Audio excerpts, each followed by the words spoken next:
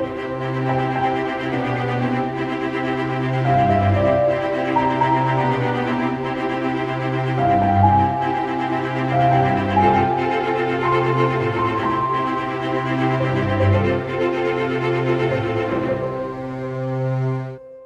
everyone, and welcome to another episode of Superboy the Legacy podcast. I'm your host, Tom Gallagher, with my co-host, our resident Superboy fact-checker, Chris Jacobsen. Hello, Chris. Yeah, hey there, folks. And today we're going to be doing another commentary for you. In case this is your first time watching us, this is not going to be like a typical type of reaction video like you see on YouTube. This is a full-length commentary, and as such, you will not see any of the episode itself in this video. You'll need to get your own copy of the show and sync it up with us and watch alongside. But we do hope you enjoy the show. Today we're going to be doing season 3, episode 16, entitled BodySwap, and I think this is a personal favorite of both of ours. Absolutely, yeah. I just loved the ridiculousness of certain things of it, and it's not ridiculousness in the sense of, you know, it's a ridiculous script or idea. It's just the way certain people act. Yeah. It's just a really fun episode. And to be honest, I think that it's kind of a well-worn TV trope at this point, that at some point a sci-fi show will probably have a body swap episode. Yeah. I think even Star Trek Strange New Worlds had one recently where Spock and his fiancée swapped bodies, which was really, really fun. But thankfully, both being Vulcan, they found it quite easy to settle into each other's lives. Yeah. But when it's Superboy and Lex Luthor swapping bodies, that's a very different story. Especially when, you know, it was planned for by Luthor himself. But yeah, so we're going to get started. Everybody get your copy of the show synced up with us, zeroed out. We will count you in with a 3, 2, 1. And when I say play, play. 3, 2, 1, play.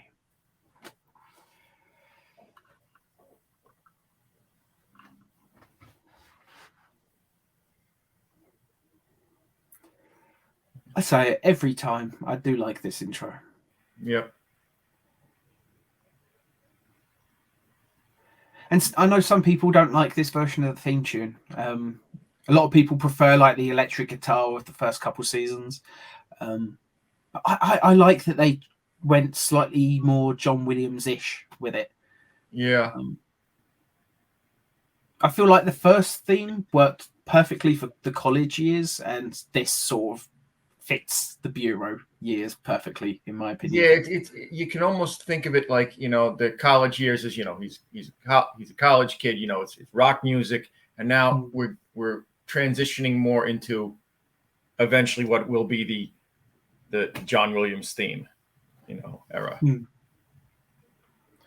you know, Kevin Kiner, he did just the perfect thing when it came to this show. He did what John Williams did, where in John Williams' Superman theme, you could almost hear the name Superman. Yeah. Kevin Kiner did the same thing for Superboy. And yeah.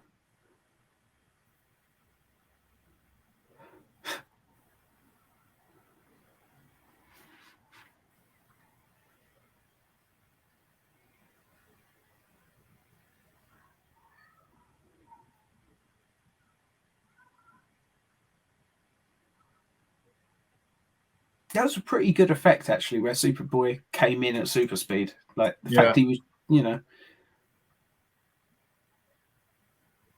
Let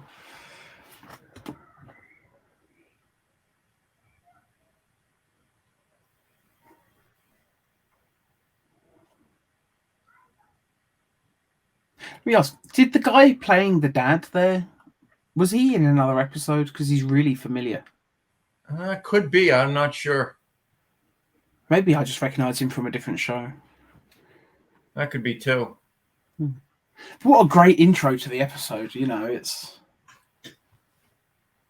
cool that he comes, he does a save, and then just immediately turns. And it's just, yeah, steals the family's car. Despite the fact that he clearly doesn't need one because he just flew in. Yep. This is one of the only episodes that Clark doesn't appear once. It makes sense.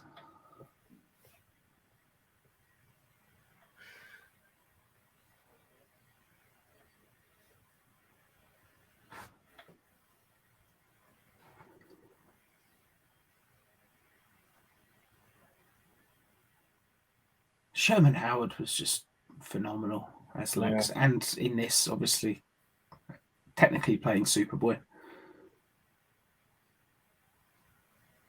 I know we've said it before, we would have liked to have seen what Scott Wells could have done with more time and a bit more acting training. But man, Sherman Howard just killed it in the role. Yeah, I'm so glad he got the role afterwards, because, man, he's just great. Such an underappreciated Luther. I don't think even with the best of training and practice, Wells could have done it as well as.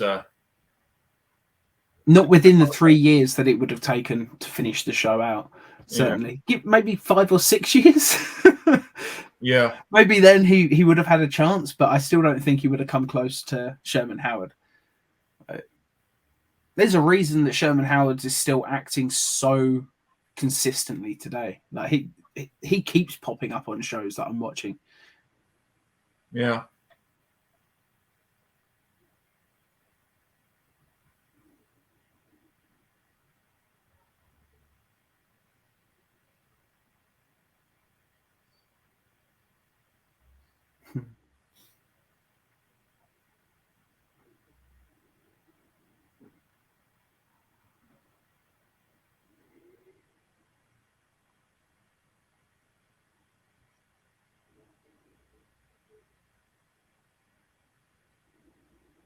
Yeah, that would be a good tip-off.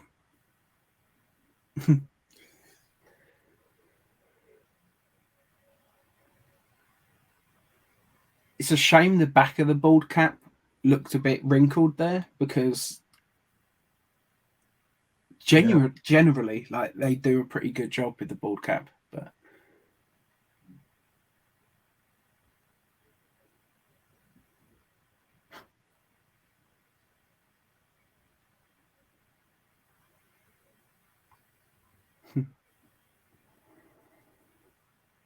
and like Gerard is just clearly having fun as well. Yeah, he's definitely chewing the scenery up a little bit. And I wouldn't have had it any other way.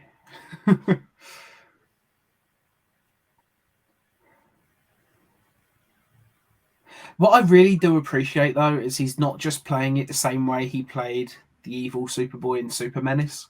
Yeah. He's definitely trying to bring some of Luther's manic energy. I don't know if I ever quite believe that he's Sherman Howard, but he comes very close, and whatever he's doing is so much fun to watch. Yeah.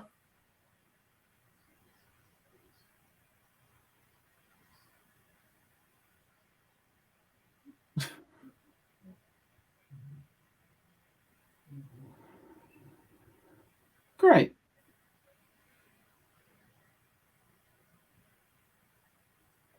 Any other day, I'd be so glad that guy's there. Yeah. Not today, though. And that's a great moment there. He sees, the blood on his lip, and yeah. It probably would be one of the first times he's ever bled.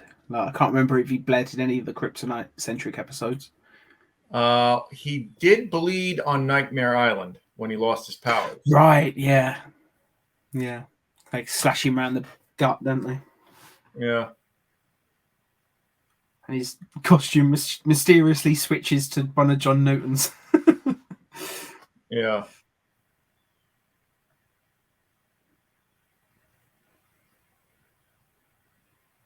It's cool that Lana's already questioning, though, because, it would be so easy just to dismiss it as one of Luther's schemes. Yep.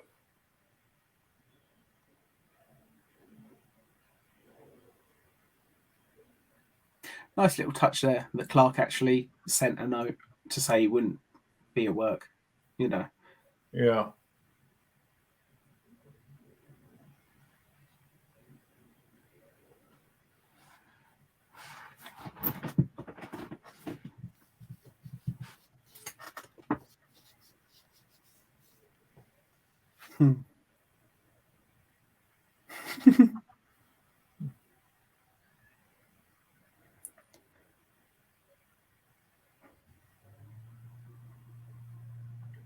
I wish they'd introduced Darla into a new show.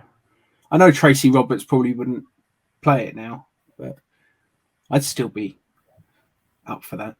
Yeah. I feel like Miss Teschmacher and Mercy Graves, they're the ones people think of. But Leo and Darla really do deserve to be mentioned in that same conversation, as far as I'm concerned. Yeah, it's just it's unfortunate that they want to forget everything that occurred in this show. Yeah. Like, I tell you, if I was rewriting this, it'd be an episode they could never produce, because I would have Lex gather all of his previous associates together to gloat over them. Look what I've done.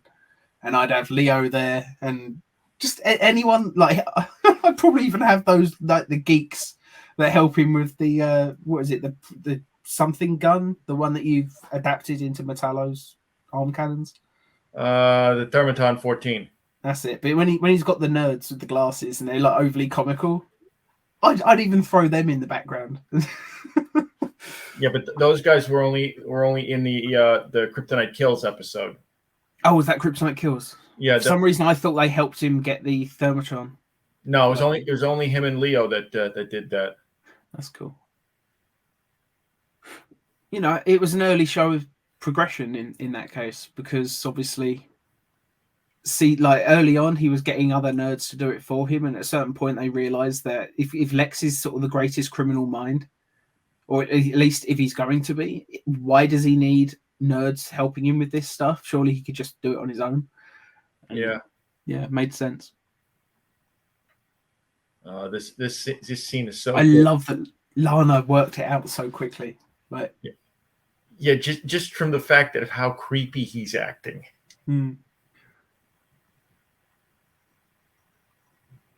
It doesn't matter that he can do, Superboy's voice. He doesn't have the mannerisms. He doesn't have the cadence of the way he speaks. And he certainly doesn't have the innocence when he's talking to Lana. Like, Lana and Superboy's relationship is very much sort of a Disney love story, isn't it? There's no sex. They kiss a few times, but it never goes beyond that. Luther becomes Superboy for one day. He's immediately going over and trying to sleep with Lana. Like, it's a pretty big clue.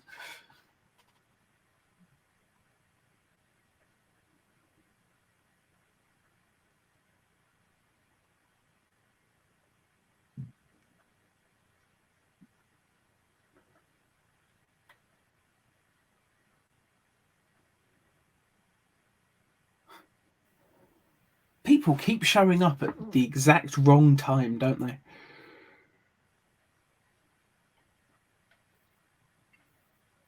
I don't think firing at him was necessary in that case. I have a sneaking suspicion that Lex called the cops knowing full well that Superboy would show up in his body. More than likely. He probably had a cop waiting.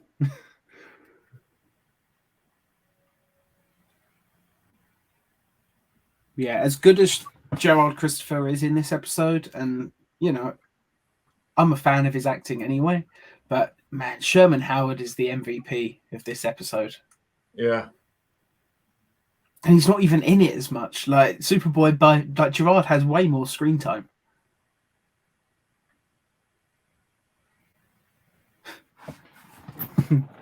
Oh, that's the line that I love. Doesn't this guy ever work out? No, I love they played the Superboy theme again there, but on a different instrument, so it sounded sinister. Very nice touch. Kevin Kiner, if you ever happen to see this, bravo. Chef's kiss. That was amazing. Yeah.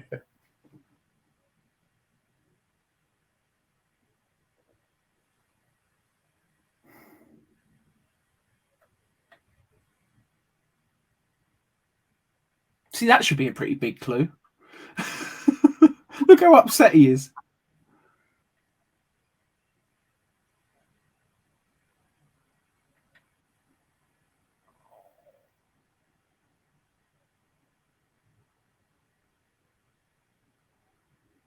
I love the electric chair sequence. I'm so glad we're going to see that. Although it's not the first time we've had an electric chair in this show. Yep. Didn't Lex get superpowers in one episode from the electric chair? Like he absorbed the. Yeah, it was the second episode of season 2. Darla disguises herself as a priest, gives him a pill, and he absorbs the electricity and destroys. Blasts his way out the wall. Like, yeah. I think that could have been interesting to say that he kept some of that power. Like it would have been fun to have a slightly superpowered Lex for a change. I know they've done it in the comics a couple of times, but I don't remember really seeing it in the show too often, or any show really. Closest we usually get is when he gets his armored sort of power suit. Yeah.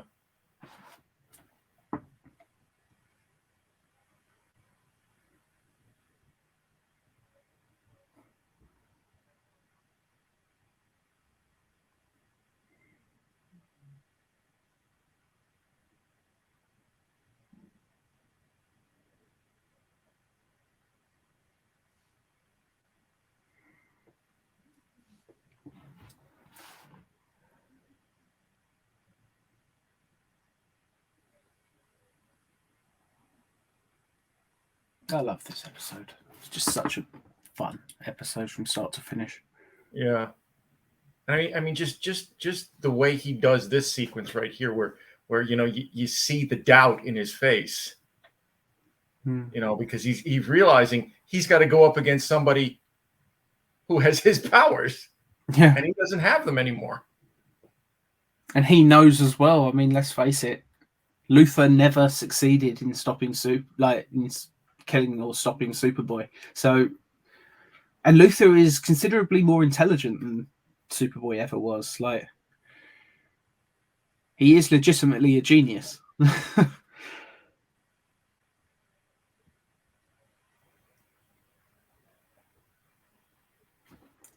Yeah. I don't think he's quite pulling off, Sherman Howard's Lex in Superboy's body here. He, in certain instances, he's sort of acting like a 4-year-old. Yeah. I think what he's doing, or at least what he was trying to do, if Gerard Christopher ever sees this, maybe he can let us know. But, I think he's just playing it like he's so giddy at finally having won that, yeah. Or maybe he's just not used to having Superboy's body. Maybe, I don't know, his brain chemistry is different and it's affecting him somehow. But, that's just my personal headcanon. The truth is, Sherman Howard did a slightly better job at playing Superboy than Superboy did at playing Sherman Howard. Yeah.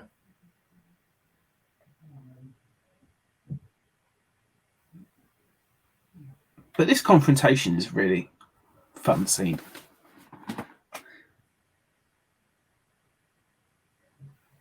And in my mind, he's already X-rayed Luther and sees the box behind his back. Well, that's what Clark would have done. Yeah. But remember, I love that.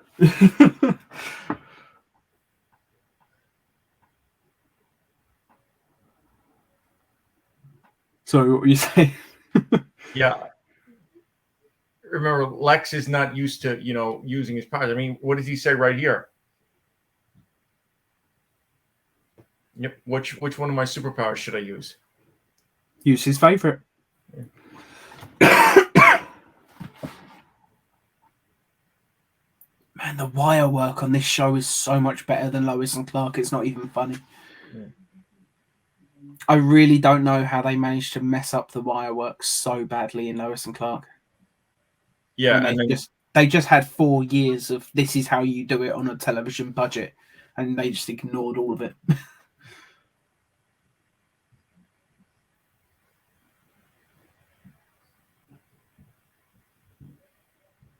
The bald cap looks good in this shot. It's funny that in 1991 or 1990, as this was, it's funny that the bald cap looks better than Michael Rosenbaum's bald cap from the final episode of Smallville. Yeah, and that was a fully latex bald cap that he was wearing. Like, the technology has improved, so I have no idea why they messed that up so bad. Maybe it's just because we know what his actual bald head looks like. Maybe if we actually saw Sherman Howard actually with a shaved head, this would look slightly off to us. But yeah, I always appreciate the makeup on this show. They had some really talented makeup artists and everything on this. I mean, just look at characters like Bizarro. Yeah. See, this should be a pretty big clue.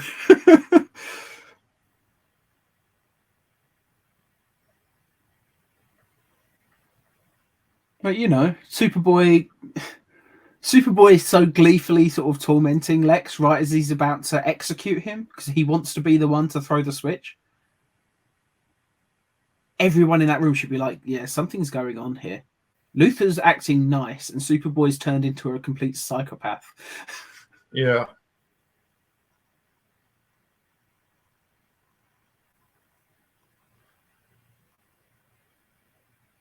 And I still kind of like that effect. I know it's nowadays people would say it looks a bit cheesy, but I don't know. There's something really, what's the word? Charming about it. Yep.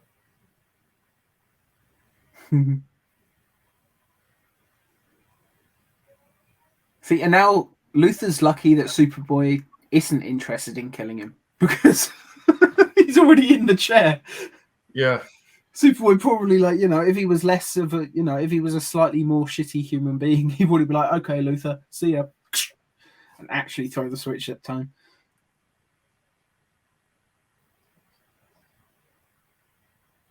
Man, Sherman Howard was so good in this. Yeah, the only part where Howard was really a little off is the scene when Superboy picks him up and he does his usual Sherman Howard Lex Luthor yell. Yeah. Which, Superboy would probably be a little bit braver about it, but at the same time, he knows he can't fly himself now. Yeah. Such a great episode. Yeah, one of the absolute best of season 3. And let's face it, season 3 is almost all good episodes. Like, there's very few stinkers in season 3, which is why it's my favorite season. Yeah, I mean, season 3, you didn't have what you had in season 4, which was the predominance of the clip show. Yeah. You could tell that at a certain point they were just trying to get to 100 episodes. Yeah, as Mike Collins said to us, yeah, they were just trying to hit that magic number, and that was it. And as Mike Collins said, they shot season 3 and 4 back to back, basically all in one production block, which is why the season 4 suit makes an appearance a few episodes early in season 3. Yeah, it's just the way it goes. Such a great episode. I mean, yeah. As you said before, the body swap, trope. It's going to happen, when you have a sci-fi show, but it's how I love it when it happens. Like, body swap episodes and time loop episodes are my two favorite things in a sci-fi show. Any sci-fi show puts in a time loop or a body swap episode, and I'm pretty much going to love it. Yeah. They're two of my favorite sci-fi tropes. Yeah, I mean, no question. This is so great. It's always just fun to see the actors get to play something different.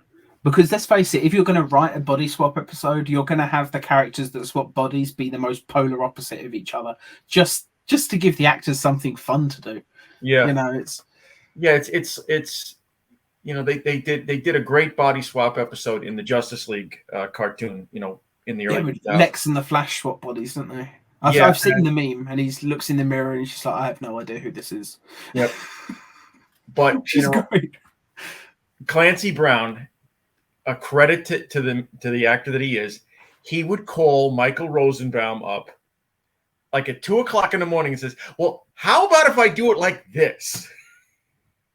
Which is great. You know, I think body swap episodes capture the imagination of the actors that are like playing characters in them, just purely because it's like, oh, I get a chance to show something else that I'm all about. Because I think it's a big fear with actors to fear being typecast in any kind of role. Yeah. So they get to do a body swap episode and show, no, actually, I have a lot of range, and I'm going to show it all to you today. And yeah, it just makes sense. And it maybe episodes like this are why Sherman Howard is still such a prolific actor. He's I said it earlier on in this episode, like he's still acting all the time. Yeah. Like, and this granted, he swapped his names around, so now it's instead of Sherman Howard, it's Howard Sherman, which is his original name, which is nice that he's gone back to it. Yeah. But you know, it just shows, like you said, you know, how great of an actor he is. You know, I mean, yeah, he had that one spot that it was a little off, but overall, he comes across as a heroic character in this episode. He comes across as, you know, this is Superboy in the wrong body. Yeah. You know, and he's a total 180 from Luther. Yeah. Like, let's face it, you never see him get to play that sort of emotion with Luther. Like when he's playing Superboy, trying to get Lana to believe him. Like, that's a really strong acting moment, and you don't get to see that with Luther. I suppose the closest you get is probably in the episode Mind Games. Yeah. Because, you know, they're trapped in a room. There's no point showboating anymore. He might as well just have an actual conversation. And it's probably the closest we get with Luther actually still being Luther and getting to portray that sort of thing. And to be honest, that's probably why Sherman Howard wrote the thing. Yeah, and that's another great episode right there. We'll eventually have to go back and do that. Yeah, I think me and Sam were gonna do it ages ago, and I don't know, something came up and it never happened, so we may as well do it now. And yeah, I know I said it to you before we started recording, but I think it would be fun to revisit some of the episodes we've already done commentaries on before you were on the channel, like Road's Not Taken and some of the others before you joined. I think it'd be fun to revisit them. It's been a couple of years. Yeah. And who knows? I think it'd be fun. But and let's face it, if it's not fun, if it feels like we're sort of just dragging it out and it's not quite working, we don't have to release it. But Tom, you already know that it's going to be fun because the two of us we're like Abbott and Costello. How are we not going to have fun watching Road's Not Taken? Yeah, and Road to Hell. Yeah. Let's face it, if we were rewatching Jewel of Technicolor, maybe, I don't know if I could do a second commentary on Jewel of Technicolor or, you know, Countdown to Nowhere, because they're not good episodes. But I don't know. We've not done them once yet, so I'm getting really ahead of myself. We've done podcasts on them where we dissected them, but I don't think we ever actually did a commentary. Yeah, that would be fun. But anyway, we'll wrap this up. Everybody, I do hope you've enjoyed watching alongside us with this commentary. This is just such a good episode. We hope you've enjoyed it as much as we have. Thank you all so much for watching. Be sure to like, share, subscribe, leave us a comment or something. We love reading the comments and we don't get nearly enough of them. Yep. You know, I check the comments almost every day. I'd love to hear from you, and we always respond, and occasionally we even read them out on the show. So yeah, thank you so much for watching. Yep. Goodbye.